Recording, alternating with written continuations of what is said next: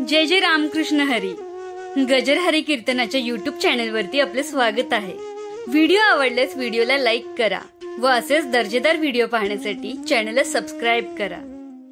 ऐका, तुम्हाला भगवंताचं जर दर्शन पाहिजे असेल तर ऐका, काय करा, संतांची सेवा करा, संतांची सेवा करा.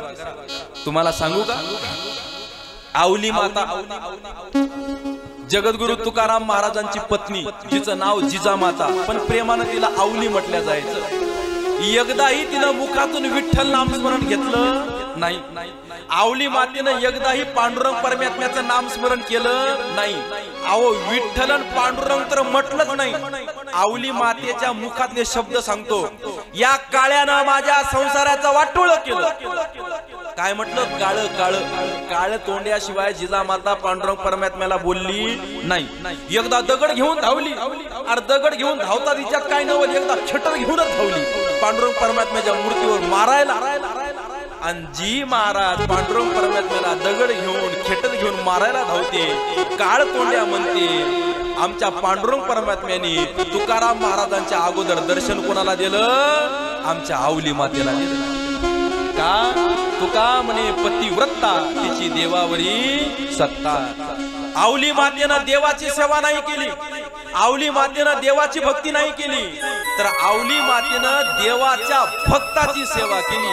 अहो, कशी का असेना, पण अगोदर पतीला जीव घालायचं आणि नंतरच आपण अन्न ग्रहण करायचं. हे महाराज दिनचर्या होती आमची आवली मातेची. बरं, आमचे तुकाराम महाराज काय सांगून जात होते काय, भंडाऱ्या डोंगरावर चाललोय का, भामचंद्र डोंगरावर चाललोय का, इंद्रायणीच्या काठावर चाललोय? नाही. पण ताकद बघा महाराज, चौकात जावं आणि चारी बाजूला आवली मातेनं कान लावावा. ज्या वाटेतून विठ्ठल विठ्ठल नामस्मरण निघावं, त्याच वाटेने आवली मातेने पुढे जावं. भंडाऱ्या डोंगरावरून जात असताना मी बोलतो ते चित्र डोळ्यासमोर आलं. एक महाराज दुर्डी आहे, दुर्डी. त्या दुर्डीमध्ये एक भाकर आणि ठेचा टाकलेला आहे, मळकट कपड्यामध्ये बांधलेला. एक भोपळा हातामध्ये आहे, त्या भोपळ्यामध्ये महाराज पाणी भरलेला आहे. आणि बिना पादत्राणाची आमची आवली माता भंडाऱ्या डोंगरावर चढत असताना अचानक महाराज एका फार मोठ्या काट्यावर आमच्या आवली मातेचा पाय पडलेला आहे. खालून काटा टोचला की तो वरूनच निघाला, वरूनच निघाला. भळभळ भळभळ भळभळ महाराज रक्त निघू लागलं, भळभळ रक्त निघू लागलं. पण तेवढ्या अवस्थेमध्ये महाराज प्रयत्न करते आमची आवली माता पायातला काटा काढण्याचा, पाटा काढण्याचा. पण महाराज, चिंता भक्ताला भक्ताची स्वतःची नसते, देवाला स्वतःची चिंता नसते, तर भक्ताची देवाला चिंता ही भक्ताची असते. लक्ष देऊ नये का मी बोलतो कशा करताना, फार मार्मिक प्रसंग आहे. आणि बघा ना किती विरोधाभास. कोणाच्या पायात काटा टोचलाय? जी देवाला काळ तोंड्या म्हणते, जी देवाच्या अंगावर दगड घेऊन धावते, जी देवाच्या अंगावर खेटर घेऊन धावते, तिच्या पायात काटा टोचलाय आणि ती म्हणत बी नाही की देवा ये म्हणून. उलट काय म्हणते माहितीये का, हे कोणामुळे झालं? हे काटा मला कोणामुळे टोचला? त्या काळ तोंड्यामुळे टोचला. त्या देवाच्या त्या काळ्याच्या भक्तीमध्ये माझा मालक जर वेडा झाला नसता तर इकडे डोंगरावर येऊन बसला नसता आणि मला त्याचा शोध घेत घेत इथे यायची गरज पडली नसती आणि हा काटा माझ्या पायामध्ये टोचला नसता. शिव्या देत होती महाराज, शिव्या देवाला. आणि शिव्यातही आमचा देव प्रसन्न झाला. एका सुंदर बालकाचं रूप घेतलं देवानी आणि तिथं आला आणि म्हणू लागला, माते पायात काटा टोचलाय, काढू का? राहू दे, काढते मी माझं काढते. लक्ष नाही का, मला सांगायचं काय, देवाची भक्ती करण्याची नाही करत, देवाची साधना करण्याची नाही करत. तुम्हाला जर भगवंताची प्राप्ती करायची असेल ना, तर तुम्ही संतांची, देवाच्या भक्ताची सेवा करा, त्यांची त्या ठिकाणी महाराज साधना करा. आपोआप तुम्हाला त्या ठिकाणी भगवंत त्या ठिकाणी मिळाल्याशिवाय राहत नाहीत. म्हणून त्यांची सेवा करा. महाराज फार छाती फुगून येते हो, फार त्या ठिकाणी आनंद वाटतो, फार आनंद वाटतो. पंढरपूर मध्ये गेल्यावर विदर्भातले शक्यतोर भक्त मंडळी वास्तव्याला जातात महाराज गजानन महाराज मठात, आणि तिथं गेल्यावर फोन येतो आपल्याला, फोन का हो कुठं आहात? असतात पंढरपूर मध्ये, पण उत्तर देताना चुकून मुखातून शब्द काय निघतो माहित आहे का? शेगावला हो, शेगावला. आणि माझ्यासोबत कितीदा झालेला आहे. राहतोय आपण पंढरपूरला, पण त्या परिसरामध्ये असल्यामुळे आपोआप शब्द मुखातून काय निघतोय की मी शेगावला राहतोय. महाराज गजानन महाराजांचे अनेक तीर्थक्षेत्रावर काय आहेत, ठिकाणं आहेत, आश्रम आहेत, मठ आहेत, पण गजानन महाराजांच्या मठावरची जी स्वच्छता आणि सेवा कार्य भारतात काय जगाच्या इतर कोणत्याच मठात आणि आश्रमात आपल्याला बघायला मिळणार नाही, कुठंच बघायला मिळणार नाही, कुठंच नाही. आणि मी कालही इथं पाहिलं, महाराज गुरुवारचा प्रसाद होता, मला शेठजी बोलले इथंही काही सेवाधारी करणारी महिला मंडळी, पुरुष मंडळी आहे की वेळोवेळी या ठिकाणी येते आणि या ठिकाणी सेवा देऊन जाते. तिच्यातले आमचे केशव महाराज आहे. सेवेला फार महत्व आहे बरं मा, सेवेला ऐका, सेवा सेवा शब्द फार महत्वाचा आहे. म्हणून की काय, पगारावर 64 वर्ष काम करणारा तो अधिकारी, त्याची जेव्हा निवृत्ती होत असते ते का तेव्हा पगार निवृत्ती नाहीत म्हणत, काय म्हणतात, सेवा निवृत्ती म्हणतात. का? कारण की त्याचा सत्कार त्या दिवशी त्यानं पगार घेतला म्हणून होत नसतो, त्याचा सत्कार होत असतो महाराज त्यानं सेवा दिली म्हणून. आणि पगार महत्वाचा नाही. इथे गजानन महाराजांची सेवा करणारी आपण, गजानन महाराजांची सेवाधारी मंडळी, आपल्याला काय महाराज सेवा त्या सेवेचा मेवा मिळतो म्हणून थोडी आपण सेवा करायला जातो, नाही जात. आणि खरं सांगतो तुम्हाला, जर पगार मिळाला असताना तिथं आणि मेव्याचा विचार करून जर आपण तिथं गेलो असतो ना, तर मग स्वच्छता टिकलीच नसती, स्वच्छता राहिलीच नसती. ऐका, मी उदाहरण देईल तुम्हाला. रावणाचं सैन्य प्रभू रामचंद्राच्या सैन्याच्या संख्येपेक्षा ताकदीनं कितीतरी जास्त होतं, संख्येनं कितीतरी जास्त होतं, शस्त्रानं कितीतरी जास्त होतं. आणि हे वानर नासवले होते बिचारे, यांच्याजवळ शस्त्र सुद्धा नव्हते. पण कोण जिंकलं? रावणाचं सैन्य नाही जिंकलं, प्रभू रामचंद्राचं सैन्य जिंकलं. का? याचं कारण होतं, रावणाचं सैन्य होतं पगारी आणि आमच्या प्रभू रामचंद्राचं सैन्य होतं सेवाधारी. म्हणून जीवनामध्ये काय महत्वाचे आहे, सेवा फार महत्वाची आहे. कधी कधी आमची आम्हाला लाज वाटते, काय आज आमच्या इथे जय महाराजाची काय होणार आहे, कीर्तन सेवा होणार आहे. आता लाज वाटते आम्हाला याची, आता आमच्या मंडळींना कळलं. म्हणून मी बोलतो कशा करताना लक्ष देऊ नाही का, कान उंच करू नाही का, सेवा कशाला म्हणायचं. म्हणून जीवनामध्ये सेवा होणं फार महत्वाचं आहे. आमचे भारतीय जवान हातामध्ये रायफल घेऊन 24 तास भारत मातेचं संरक्षण करतायत, ते काय पगारासाठी करत नाहीत. आणि त्यांनी फक्त पगारापुरता विचार केला असताना तर युद्ध झालं, युद्ध आरंभ झालं तेव्हा बंदुकी फेकल्या असत्या आणि जीव वाचून पळून गेले असते. पण आमचे भारतीय जवान महाराज तसं करत नाहीत, तर गोळीचा शोध घेतात आणि ती आलेली गोळी माझ्या पाठीवर न लागता छातीवर लागली पाहिजे याचा विचार करून युद्धाच्या सामोरी जातात, युद्धाच्या सामोरी जातात. का? पगाराचा विचार करून नाही, भारत मातेच्या सेवेचा विचार करून. हो दिल दिया है जा भी दे ऐ वतन तेरे है, दिल दिया है जा भी देंगे ऐ वतन तेरे, दिल दिया है जा भी देंगे ऐ वतन तेरे।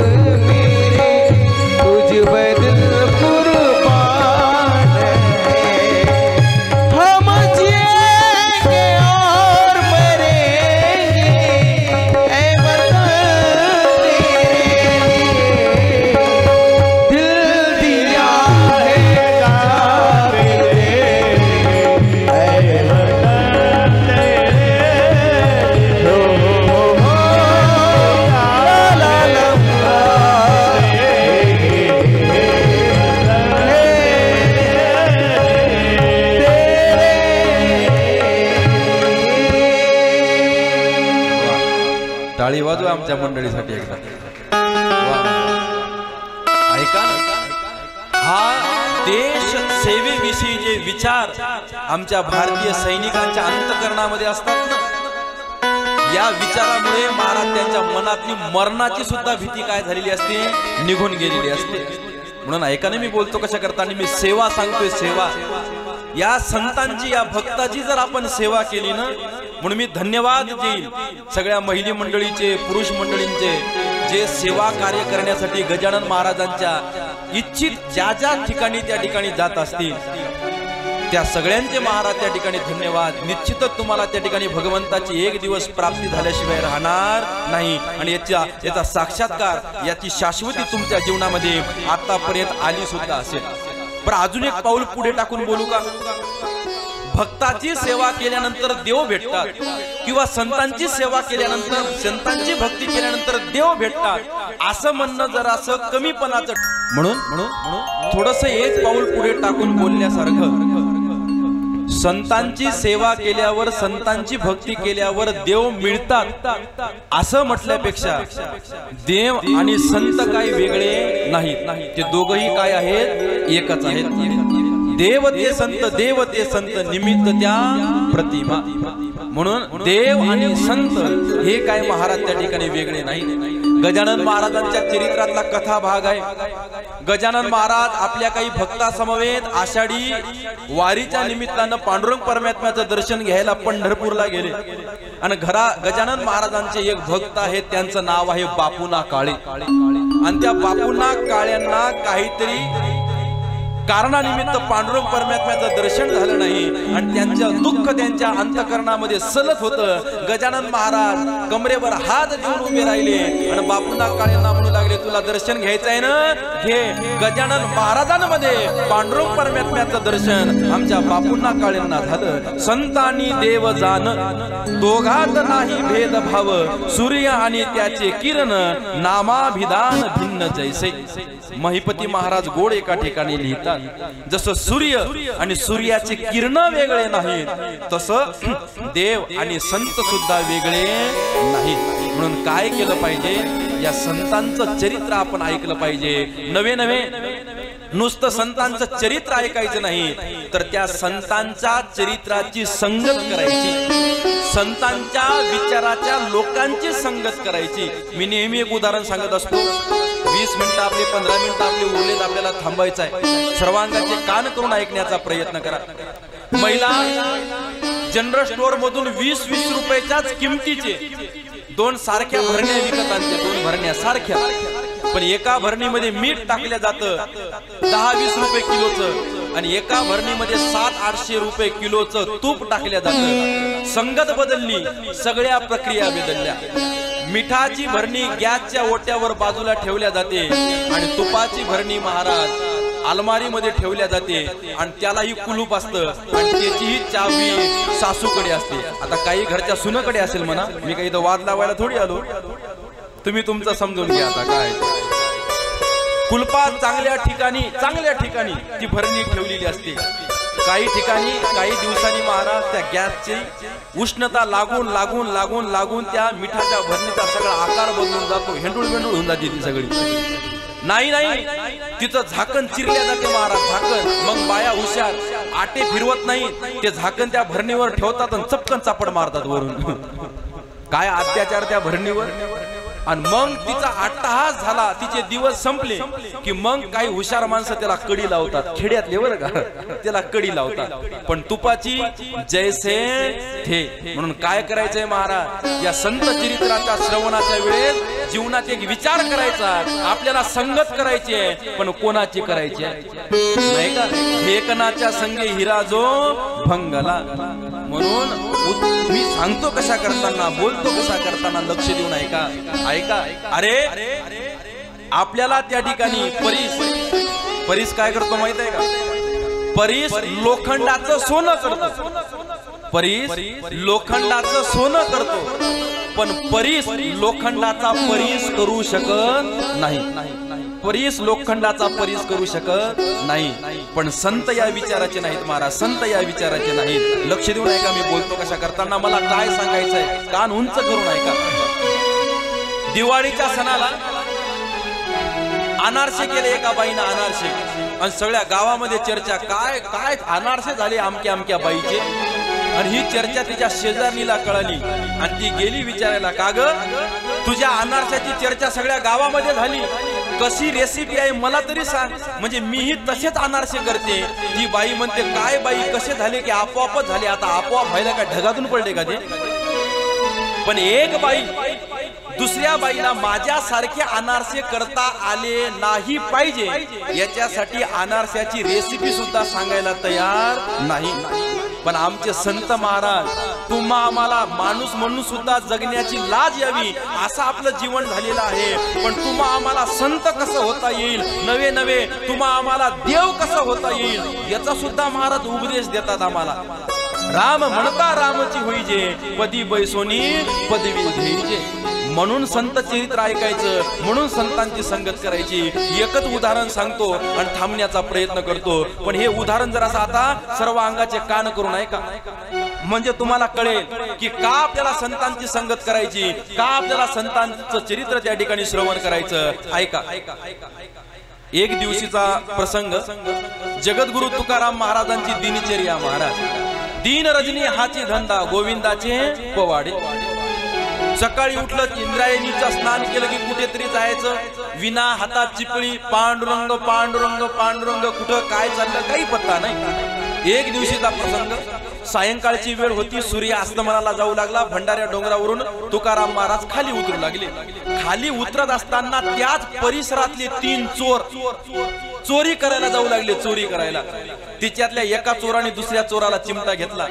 म्हणे, का रे बघणं समोरून कोण येत आहे. म्हणे, मला माहित आहे त्या ठिकाणी तुकाराम महाराज येत आहेत. म्हणे, घेणं त्याला आपल्या सोबत. म्हणे, आपल्या सोबत कशाला. म्हणे, आपली टोळी किती जणांची, 4 जणांची.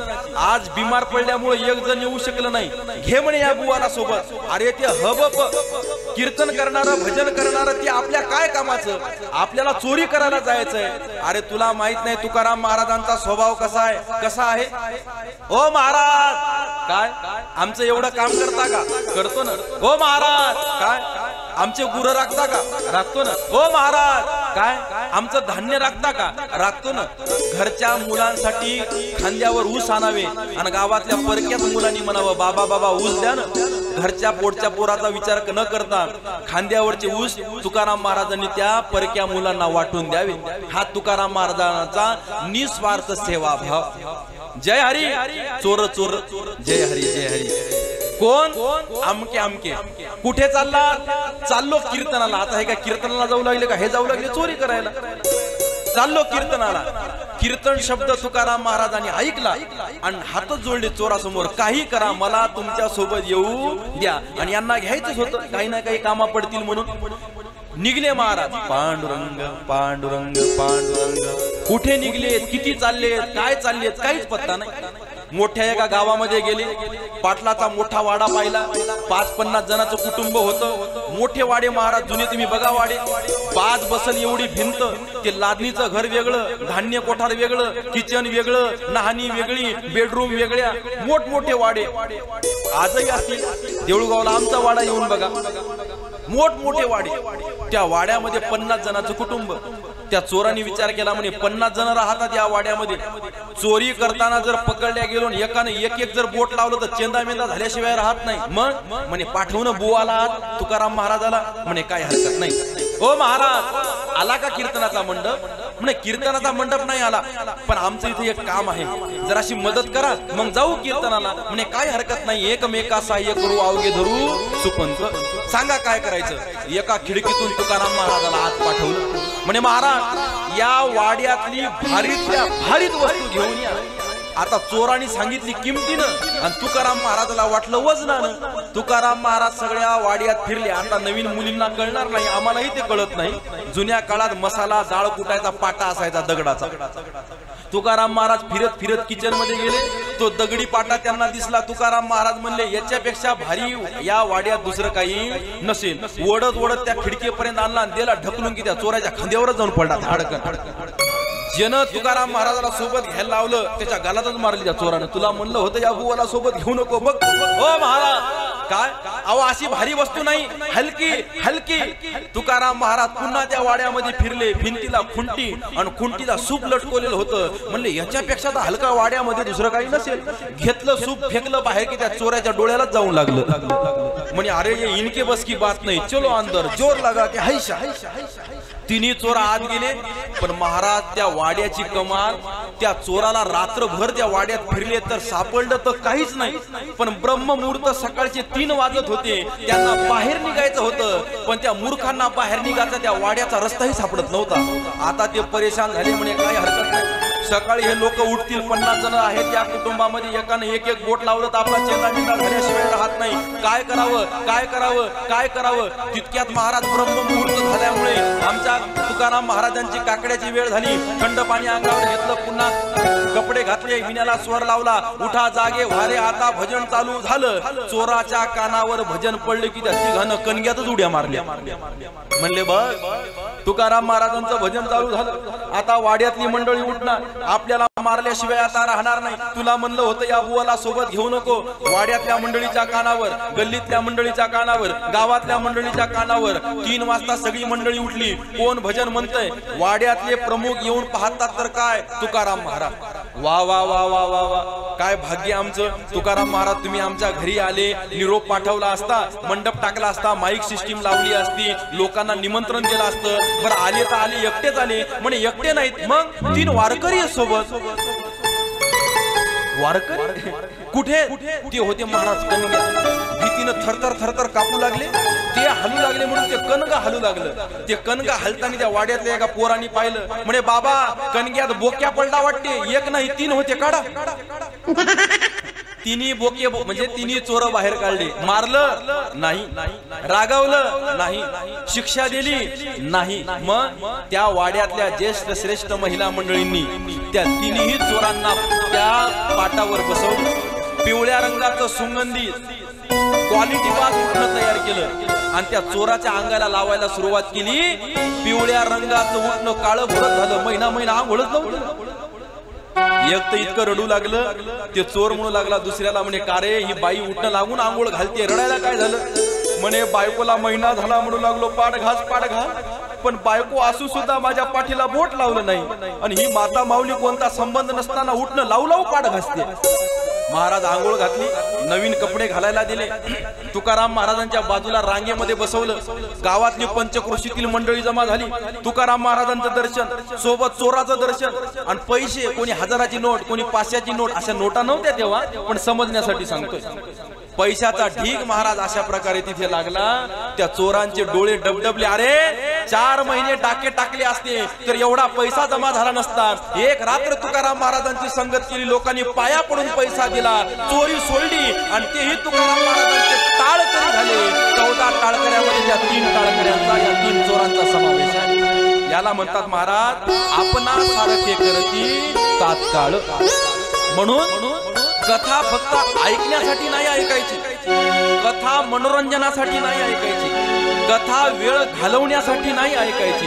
मग कथा ऐकायची आपल्याला गजानन महाराज होण्यासाठी, आपल्याला तुकाराम महाराजांसारखं होण्यासाठी, आपल्याला नामदेव महाराजांसारखं होण्यासाठी, आपल्याला ज्ञानोबारायांसारखं होण्यासाठी. कमीत कमी अल्प विचारामध्ये का असेना, विचारापुरतं तरी आपण त्यांच्यासारखं त्या ठिकाणी झालो पाहिजे. म्हणून महाराज जे काय आहे जीवनामध्ये फार फार फार फार त्या ठिकाणी महत्वाचं आहे, अतिशय महत्वाचं आहे, अतिशय महत्वाचं आहे. म्हणून ऐका ना, या संत विचारावर जितकं बोलावं तितकं कमी आहे.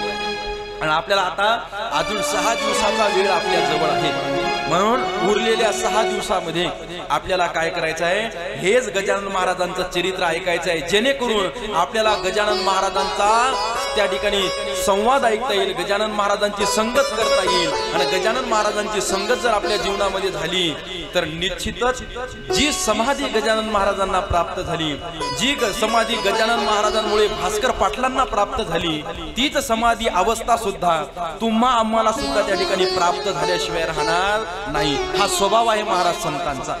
संतांचा स्वभाव. ज्ञानोबाराय गोड बोलतायत, जे खळांची व्यंकटी सांडो, जे खळांची व्यंकटी सांडो, खळ सांडो नाही तर त्यांचा वाईट विचार त्या ठिकाणी काय केला पाहिजे, सांडला पाहिजे. ऐका ना, मी बोलतो कशा करताना एक ओवी आलेली आहे महाराज आपल्या गजानन विजय ग्रंथामध्ये त्या शेगावच्या पाटलाविषयी. गावीची पाटील मंडळी अवघी आडदांड होती भली.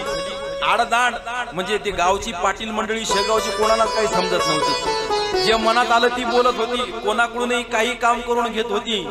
पण त्यांची जी त्यांचा जी खळ नावाचा विचार आहे, तो आडदांड नावाचा स्वभाव आहे, तो संपवण्याचं काम जर कोण केलं असेल तर ते आमच्या गजानन महाराजांनी त्या ठिकाणी केलेलं आहे. म्हणून लक्ष देऊन ऐका महाराज, मी बोलतो कशा करताना लक्ष देऊन ऐका. म्हणून गजानन महाराजांचं चरित्र का महत्वाचं आहे हा विचार आपल्याला या अनुषंगाने त्या ठिकाणी मांडण्याचा प्रयत्न या ठिकाणी करायचा आहे. म्हणून आज कथेचे नियम मी तुम्हाला सांगितले आणि कथेचा प्रस्तावना करत असताना संत चरित्र गजानन महाराजांचं चरित्र का ऐकायचं, का श्रवण करायचं, कसं श्रवण करायचं याचा विचार मांडण्याचा प्रयत्न या ठिकाणी मी केलेला